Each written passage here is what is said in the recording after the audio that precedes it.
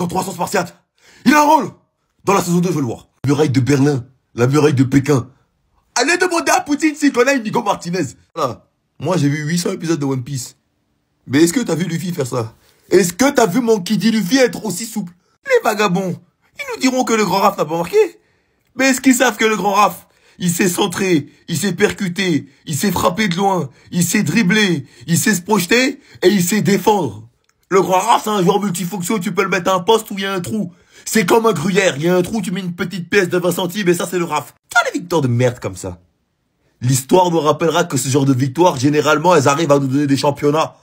Quand c'est serré avec les voisines d'à côté, c'est toujours ces petits 3 points d'écart grâce à ce genre d'actions qui sont pas tout le temps relayées, qui font que le FC Barcelone, il arrive à remporter le trophée.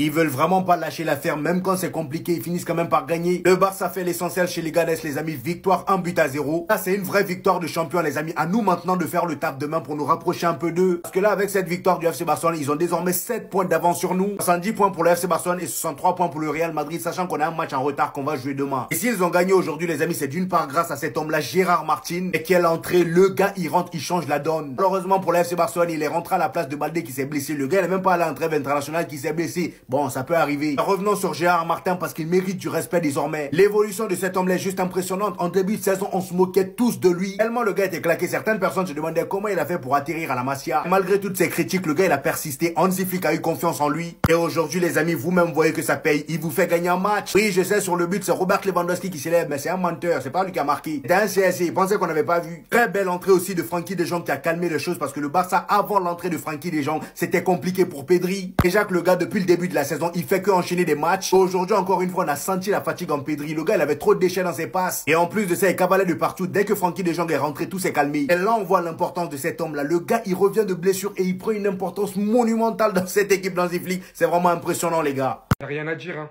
Rien à faire quand t'espères des autres clubs. Malgré un excellent match de Leganés avec de très bonnes occasions. D'ailleurs, j'ai vu qu'ils allaient montrer une vidéo de motivation pour le match retour du Real Madrid en Ligue des Champions. Vous devriez leur montrer le jeu de Leganés, qui se verront eux-mêmes punir par un malheureux but. Un malheureux CSC but contre Caen. Qui sans ça d'ailleurs, je pense pas que le Barça a gagné honnêtement. Avec Cassie, on refait le monde. Dans tous les cas, le Barça a gagné aujourd'hui. Et malgré le manque de percussion aujourd'hui, ont quand même réalisé de grands efforts de blocage, ont su temporiser et ont su faire preuve de bonne patience, surtout dans les dernières minutes quand vous voyez Inigo Martinez faire ce genre de tacle. Si je me trompe pas, c'est Firmin qui m'a énormément surpris sur cette action. En pleine surface, il a failli nous mettre un but Puskás, éliminant littéralement un joueur ici déjà, littéralement encadré par 3 joueurs, va réussir à faire passer le ballon derrière eux. Mais ça finira hors cadre derrière, c'était une excellente action, vraiment incroyable. Les Ganes, honnêtement, je pensais vraiment qu'ils allaient essayer de faire quelque chose aujourd'hui. Ils ont essayé, on va pas leur enlever. Mais quand vous voyez qu'ils étaient très proches de la zone de relégation, qu'ils y sont toujours aujourd'hui, j'attendais au moins un point aujourd'hui. Et visiblement, on n'arrivera pas. Et j'ai l'impression que on est voué à espérer dans cette fin de saison les Madrilènes, mais on va avoir ni championnat, ni Ligue des Champions si ça continue. Oui, on est la meilleure attaque du monde. Mais pas que. Et tous les jours, je vous raconte ma vie là-bas, hein. Je réacte au match, tout ça. Venez. Ça là, c'est 3 points cette action. Ce tacle là, ce tacle dans les dernières minutes du match pour sauver le face-à-face de Mounir face à Chesney. C'est un homme. Et ça là aussi, je vais pas oublier de le mentionner, le retour extraordinaire de Rafinha. Quand je vous dis que ce mec là, au-delà des stats, c'est pas vos ailiers. Même dans un match sans but, sans passe D, son implication dans le jeu, que ce soit dans l'organisation, dans le pressing et même en défense. Là, t'as un contre. Le dernier rempart, c'est Rafinha qui vient tacler pour enlever la balle à l'attaquant, qui par la suite se retrouve dans une position délicate où il ne peut pas récupérer le ballon et tirer. Et bah c'est ces 2 actions qui marquent le match aujourd'hui. Habituellement, on vient avec des gestes de Lamine Yamal, des buts de Lewandowski, des passes de Torres, de qui vous voulez, de Jong, Pedri. Aujourd'hui, c'est la défense qui aura tenu bon. 0 buteur barcelonais, 1 CSC, un match horrible. Mais alors, horrible à jouer face à Leganés.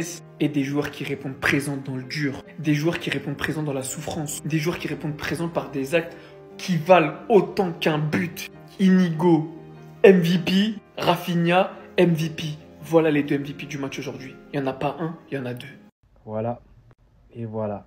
C'est peut-être les 2 actions qui vont déterminer la suite de la saison. Parce que oui, le FC Barcelone s'impose 1-0 face à cette équipe de Leganés. D'ailleurs, je me pose la question de pourquoi cette équipe de Leganés est avant-dernière du classement. J'ai trouvé un FC Barcelone fatigué, usé par les efforts, ce qui peut avoir un impact sur la fin de la saison, hein, parce que le championnat n'est toujours pas terminé. En première mi-temps, j'ai trouvé qu'Araujo, il n'a pas fait son match. Il était vraiment en difficulté. Il n'arrivait pas à être synchronisé quand même avec Inigo Martinez. Première mi-temps, pas mal de déchets. Celui qui sortait peut-être du lot au milieu de terrain, c'était Firmin. Offensivement, ça a été d'une pauvreté du côté du FC Barcelone. Parce que oui, lorsque c'est le Real Madrid, il faut le souligner. Mais lorsque le Barça ne fait pas le taf, lorsque le Barça ne domine pas son adversaire, il faut aussi le dire. Et là, ils ont affronté une très belle équipe de Leganés. On sait que Leganés aime jouer contre les gros. Et comme je le dis souvent, là, on est rentré dans la zone décisive. Tu dois gagner tes matchs, quoi qu'il en soit. Parce que là, c'est un CSC qui leur permet de remporter ce match-là. Les attaquants, ils n'ont pas fait leur taf là aujourd'hui. Mais là, t'as pas le droit à l'erreur. Tu prends tous les points. Et le Real Madrid doit faire de même. Je m'en fous du beau jeu là maintenant. Je veux juste qu'on remporte ce putain de championnat, la famille. Et sinon, en vrai, c'est à toi. Moi, en tout cas, on dit alhamdoulilah. Plus 3 points, merci, au revoir, allez, on discute pas. Certes, c'est pas le meilleur match que j'ai vu de ma vie. Match compliqué à l'extérieur, on a raté beaucoup d'occasions. Surtout à la fin, l'action de Pedri, je l'ai encore là. L'action de Fermin Lopez aussi. Aïe, aïe, aïe. Oh, il mettait ce but, franchement magnifique. Mais là, 70 points, toujours premier de Liga. On avance petit à petit vers le titre. C'était un match à l'extérieur, en plus, un samedi soir. On n'est pas à la maison, 1-0, ça fait plaisir. Il y a un mec, par contre, faut en parler. C'est le gardien Chesney. Merci pour l'arrêt. Parce que là, il fait pas l'arrêt à la première mi-temps. Il y a 1-1. Rafinha en mode patron. Merci pour les efforts défensifs. Il y en a, vous avez pas vu. Moi, j'ai vu. L'effort défensif de Pedri, il nous sauve un but. Lamine Yamal, bon, il a pas fait le match de sa vie. Encore une fois, c'est pas grave. En vrai, c'est pas grave, on le pardonne. Par contre, les gars, j'ai remarqué, je trouve que les défenses, ils commencent à se méfier de plus en plus de ces passes extérieures. Faudrait peut-être qu'ils dosent. Parce que je trouve qu'il y a beaucoup de passes extérieures ratées. Je pense qu'ils commencent à comprendre. On est toujours les premiers, on est toujours la meilleure équipe du monde, on est toujours la meilleure attaque du monde, frérot, ça bouge pas. Prochain match Dortmund en Ligue des Champions, il me semble, s'il n'y a pas de match avant. Je sais plus, je m'en rappelle plus. Bref, jusqu'à Barça. Pau! C'est ce genre de match pourri et dur qui te font gagner la Liga. Et je souhaite de tout mon cœur que les Leganés se fassent reléguer. Ce genre d'équipe que tu affrontes et t'es obligé de partir avec un blessé à cause de leur façon de jouer. Et franchement les gars, ce soir on a eu des héros. Le tout premier héros, Chesney, qui t'a arrêté un truc très important sur une action quasi parfaite de Leganés. Le deuxième héros, c'est Rafinha, qui empêche Leganés de mettre le but avant la mi-temps en venant se comporter comme un défenseur et chipper le ballon. Fallait voir son run les gars. La malheureuse blessure de Baldé, j'espère que c'est rien de grave, je vais vous tenir au courant. Gérard Martin qui fait plutôt un bon match, une bonne rentrée et surtout qui récupère le ballon, qui amène le but sur une passe de Rafinha. Un contre son camp. Franchement les gars, on peut souffler, on peut respirer même si on n'a pas forcément été hyper bon ce soir. Mais vraiment les gars, c'est le genre de match casse-tête à l'extérieur, c'est ce genre de match piège. Et ça m'impressionnera toujours le niveau que des petites équipes de Liga peuvent afficher face au Barça. Je vous jure les gars que ça m'impressionnera toujours. Quand tu vois certains grands d'Europe qui sont asphyxiés par notre pressing et eux tranquillement ressortir le ballon sur certaines phases. Moi je trouve que les petites équipes de Liga elles sont trop sous-cotées. Enfin bref, sinon vous les gars vous en pensez quoi? Ramenez-vous certains passés, on s'ennuie. Ils étaient à ça. Ils étaient à ça de perdre des points. Mais il fallait que lui, avec son gros crâne, il lâche un tacle à la Carles Puyol. Ils ont la réussite du champion. Aujourd'hui, je vois pas d'autre explication. Ils ont fait un match plus que moyen. Ça se voyait que leurs joueurs, ils étaient exténués. Et ils arrivent à s'en sortir avec les 3 points. La faute à un seul homme. Ce mec-là, Sainz, c'est lui qui leur donne le CSC, frère. Et je peux vous le garantir aujourd'hui, s'il n'y a pas le CSC, jamais Barcelone, ils mettent un but. Je vous le dis, je regarde tous les matchs de Barcelone. Aujourd'hui, ils n'étaient pas en forme. Et en plus de ça, même si KB n'était pas d'accord avec moi, je trouve que les Leganés, ils ont fait un gros match. Chapeau à eux, même si j'avoue qu'ils étaient un poil agressifs. Derrière moi, les matchs où le Barça peuvent encore perdre des points, selon moi. Le Classico, de toute façon, c'est obligatoire. Si on ne le gagne pas, c'est fini.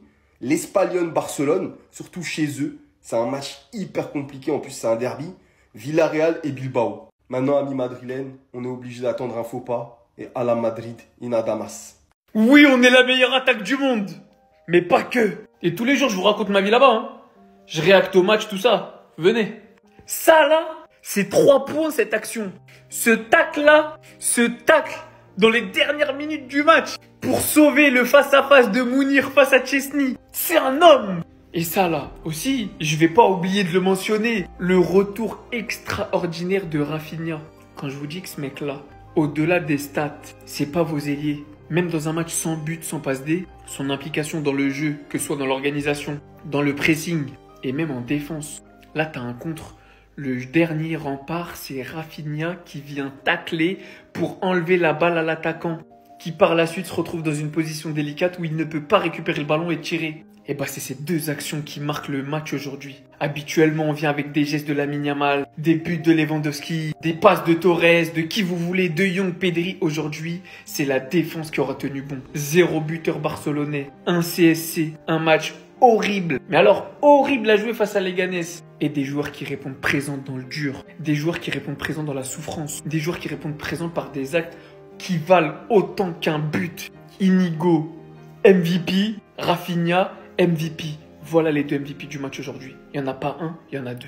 Fermin Lopez était à ça de nous inscrire le but de l'année. Quand je vous ai dit les gars qui montent en puissance, il monte en puissance. Regardez juste il est capable de quoi. Le ballon arrive vers lui, il amortit de la poitrine, il la reprend de la cuisse, il tombe. Ce joueur va essayer de sortir sur Fermin, il va le dribbler. Il y en a un autre qui essaye de sortir sur Fermin encore une fois, il va aussi le dribbler. Il se retrouve face à face avec le gardien. Mais franchement les gars, le gardien de Leganés, il est bon et il pousse Fermin à faire l'erreur.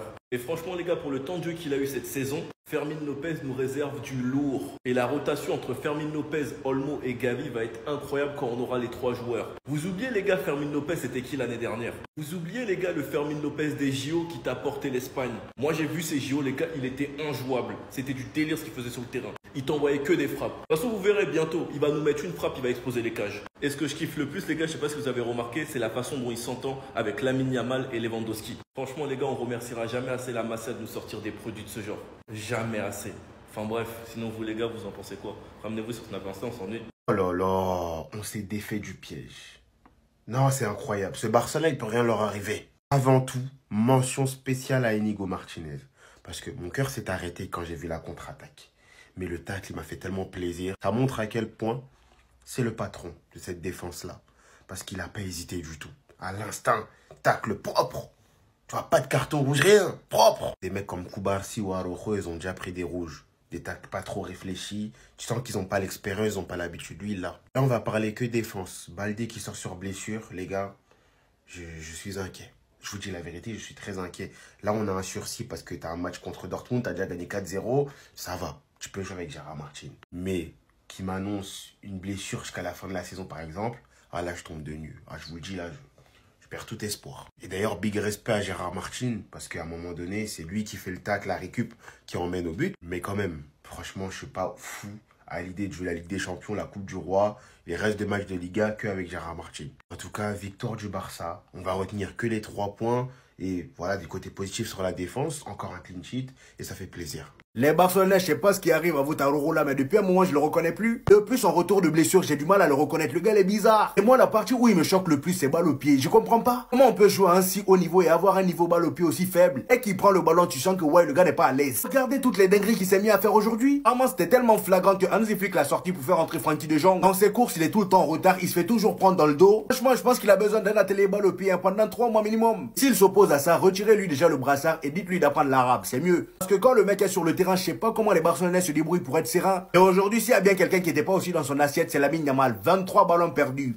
23 ballons perdus en 90 minutes. J'ai pas connu Lamine Yamal comme ça, moi. Le gars, il avait trop de déchets. Après, on peut pas trop l'en vouloir parce que chaque match, c'est masterclass pour lui. Il peut y avoir des matchs forcément où il est moins bon que d'autres. Et lui, comme Pedri, je pense que c'est la fatigue. Va falloir les reposer parce que la façon dont vous êtes en train de les user là, je sais qu'ils sont bons. Et là, vous abusez de la bonté. Le gars n'a que 17 ou 18 ans. Hein. Je vois certains Barcelonais prendre pour excuse le fait que le gars, son style de jeu lui permet de pas trop se fatiguer dans le match. Est-ce que vous êtes dans son corps? Est-ce que vous appelez muscle? Style de jeu ou pas style de jeu, juste le fait de marcher là, ça fatigue. Et les coups qu'il se prend à chaque fois là, vous pensez que c'est quoi? Baldé est l'exemple parfait. Le gars à la trêve internationale, il n'y est pas allé. Donc normalement, il est censé être beaucoup plus frais que les autres. Et qui s'est blessé aujourd'hui? Lui, si vous regardez très bien la faute sur laquelle il s'est blessé, il y avait pas vraiment un gros contact. Frère, vous avez compris. Et c'est valable pour Pedri aussi qui aujourd'hui, vraiment, il y avait trop de déchets dans son jeu, dans ses passes surtout. Heureusement que Hansi Flick a fait rentrer des gens pour l'aider un peu. Bien évidemment, comment parler de ce match-là sans parler d'Inigo Martinez? À la 91e minute, regardez le sauvetage qui vient tacle par derrière. Je vous dis, cette saison-là, le gars, il est juste injouable. Il fait partir des meilleurs défenseurs de cette saison. Il n'y a rien à dire. Voilà pourquoi le Barça ne perdra pas la Liga cette saison. Parce que dans notre équipe, on a des putains d'héros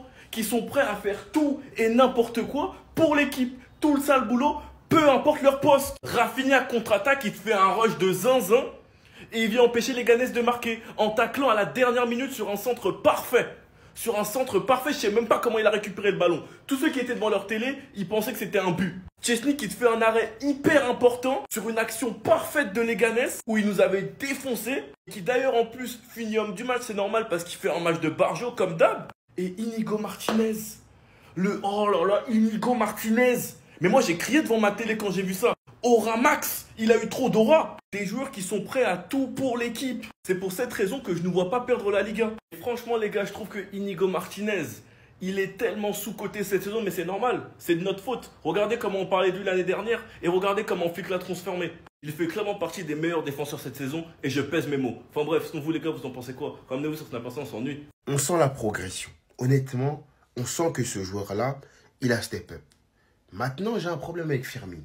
Dans ce rôle de 10, il doit avoir un minimum de finition. Son match face à Dortmund, son match aujourd'hui où il a des occasions franches. En plus, c'est toujours sur le même côté qu'il envoie le ballon. Un 10 offensif, il doit être capable de terminer ce genre d'action. Surtout quand tes attaquants de devant ils sont en difficulté sur un match. N'empêche rien qu'à part Lamine Yamal sur un match, c'est l'élément le plus dangereux souvent dans les matchs. Regardez bien. Encore une fois, je le répète, c'est pas une reproche de fou malade.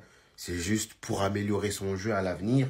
Ça peut être important. Surtout que je vous dis les gars, j'ai un pressentiment que c'est ce joueur-là qui aura les clés d'une qualification en finale en Ligue des Champions. Il va avoir une action qui pourra changer le destin, soit positivement ou soit dans le négatif. Les gars, je ne sais pas pourquoi, c'est ce que je ressens. C'est pour ça même que je fais la vidéo. Donc, par pitié, Firmine, quand tu as des occasions franches, techniquement, tu es très à l'aise.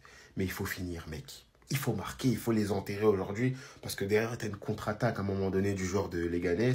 Heureusement que Inigo Martinez, il fait les retours. Mais moi, je t'en veux terriblement si on ne gagne pas à la fin. Oui, tu n'es pas le responsable de tout.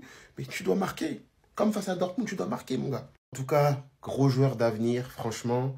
Tu sens le plein potentiel de ce gamin-là et très fier de l'avoir. Victoire de champion! C'est là notre pire match de la saison, mais oh là là, on a scellé le cuit! On a scellé le cuit jusqu'à la fin! Le cuit, il est scellé! Entre la blessure de Baldé, la main qui aurait pu être sifflée, le but hors jeu qui nous a fait stresser, et une main potentiellement sifflable, on a eu chaud aux fesses. Et pourtant, tu te dis, il y a du spectacle. Koundé fait un grand pont, il a failli marquer, tu vois, Lewandowski faire des petits ponts, tu te dis, le spectacle va aller. MDR.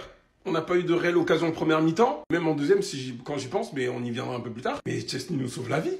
Là, même si là, c'est pas mis à jour, 12 clean sheets en 22 matchs. On va passer du coup à 22 matchs sans défaite. Firmine, parlons de ton cas.